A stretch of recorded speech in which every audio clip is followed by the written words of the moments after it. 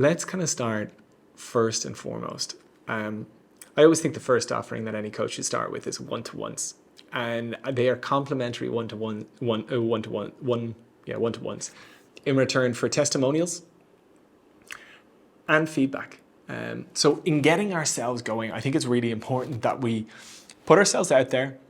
We don't necessarily charge, because the fact is we're kind of building our confidence and there's a kind of a reciprocal value to it. But on that, it's really important you know what it is that you're asking for. I'm asking for feedback so you can help better your service, and if it feels good, a testimonial. Now, in that first offering, I really believe it's important to put some shape to these relationships. And what I like is a kind of a monthly offering of, we'll do a call every week for an hour for 4 weeks. There's a clear beginning, middle, and end. Very important that there's that kind of shape to the relationship, because otherwise it just goes on and on and on. And the last thing you ever want in a coaching relationship is just to have that, let's say, that vagueness. And also as well, that if relationships just go on and on and on, it can be very hard to ensure that a client doesn't come kind of like dependent on you. The key kind of focus in every offering is that you want to make sure for whoever engages with you, they walk away all the more independent as a result of the engagement, and absolutely not dependent. So I love that as a first offering to like kickstart coaches into the spaces. Have them do monthly containers where they do an hour call once weekly for 4 weeks. They do it on a freebie basis, but with a very clear kind of focus of, I want your feedback because I want to get better. And I really want your honest feedback. And 2, I want a testimonial if it feels really, really good. And that helps you get going, find yourself. That can be a really, really formative first thing. Some others are a little bit different. Some get a little bit overwhelmed by the idea of focusing one-to-one. And in actual fact, like what they love, or kind of what inspired them into the coaching space, is the learning and the teaching side of things. So for those, what I always kind of encourage is take a subject of learning. And it could be like trauma, it could be confidence building, it could be overwhelm, it could be burnout, whatever that subject might be. Commit yourself to learning that subject.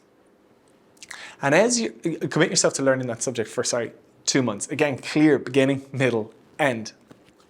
I'm a big believer in kind of containers to whatever it is that you're focusing yourself on or offering yourself on.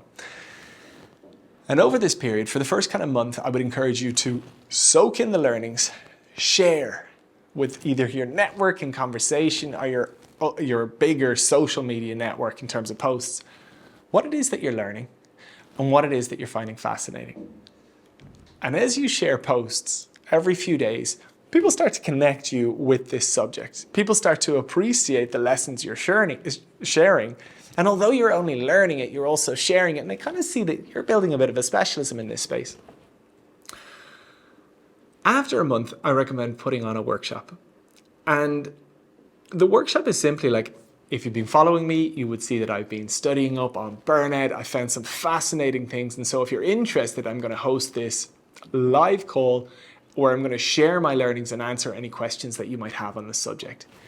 There's a great saying, if you want to learn something, teach it. It commits you to the process. It's kind of like that throwing yourself in the deep end. And this can be really, really good, again, at the early stages of coach's journey to help you deepen your learnings, build confidence in terms of posting and sharing with the world, give you something to post and share, and give something for your audience to engage in. In that second month, as you're kind of still sharing content, you're saying, look, I'm going to host this live call that we've talked about. The easiest way to do that, by the way, is I always do the live calls on Zoom. I always sell them through Eventbrite. You can sync the two. You can do it in a click. It's really easy, really user-friendly. And what I always kind of challenge myself to do is to share the lessons I've learned within an hour and maybe hold people on for a Q&A for half an hour. I do those sessions donation-based. Again, on the basis of, I'd say, look, I'm so happy for you to pay what you feel is a value. I would love your feedback. And if it was really impacting, I would love your testimonials.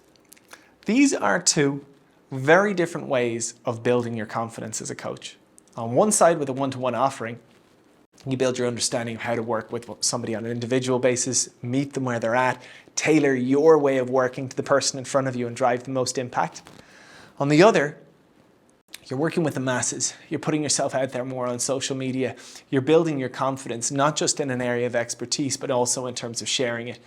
As you repeat that cycle over and over, you start expanding your knowledge base, expanding your capacity to share, building a relationship with others and their relationship with you as an authority. You get yourself in front of lots of people. You get their feedback.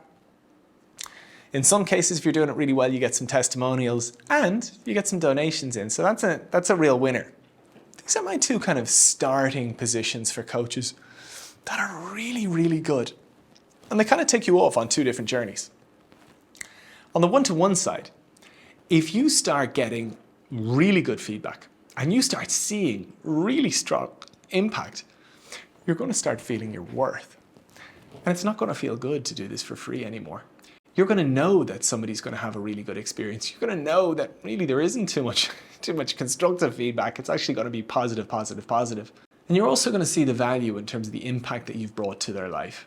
And it's going to start being really, really easy to charge. What you charge is up to you.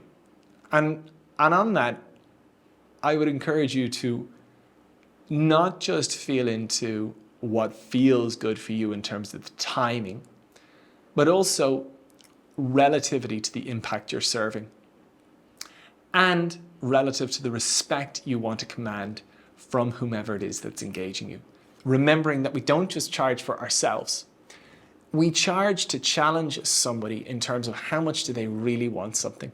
And generally speaking, the more we charge something, the more somebody really considers whether they want to work or not. And if they do, they really commit themselves, because if they paid so much, by God, they're going to get a hell of a lot out of the process.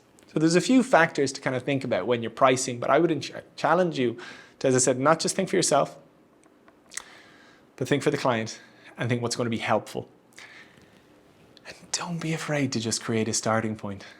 Like sometimes people put so much pressure of like, I want to get it right. I need to get it right. And I would just say like, get yourself a rate and follow the growth curve of like, charge your rate. See how it feels for you. See how it feels for the person. If they commit themselves to it and they drive dramatic value, you'll know if you've charged too little, in which case that's fine. You put your price up in future. These aren't like static things. You can keep tweaking your pricing. I have put my price up. I've got a bit carried away with myself and I've put my price down. Most important thing is like when I tune into myself, does it feel right? Yes. Does it feel right in terms of like a nice reward? Yes. Does it feel right in terms of like a challenge to my client? Yes. Does it feel right in terms of a challenge to myself? As in, I don't want to be like, oh yeah, that's cozy, that's a good rate. But I also want to be like, Jesus, if I'm charging this client this amount, I feel a weight of responsibility to myself as well. That's good. Like when I charge a rate, it should feel edgy and it should put manners on me. It should push me to present myself at my best for a client.